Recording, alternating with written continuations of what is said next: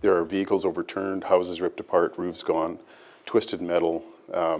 It looked like bombs had gone off. The chilling description of the scene of destruction, which greeted 3 Lethbridge disaster relief volunteers in the Bahamas following Hurricane Dorian last month. We did some training before we went down, and the individual skill level here does prepare you to some degree, but when you're standing in such an affected, disaster-ridden area, you still look around and you take pause about how much people are going to have to do to reclaim their lives and to rebuild their lives. It'll take generations probably for these people.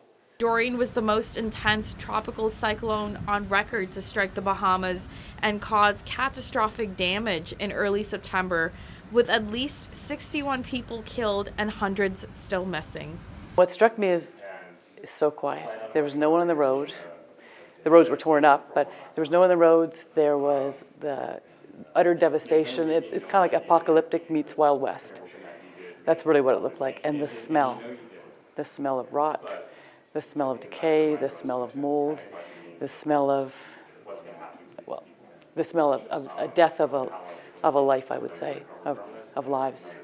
Another volunteer, Eric Foster, says it was difficult to take in the scale of the tragedy they were dealing with.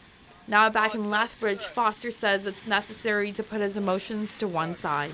It was surreal. Words can't really describe what we saw. No matter where you look, there was damage to some degree, whether it was a roof being ripped off or a second floor being completely gone or an entire buildings being gone. Areas that we were in, the storm surge ranged from probably around 7 feet to about 25 feet. We heard waves about 40 feet. Wind meters were broken on the island, approaching 300 miles an hour.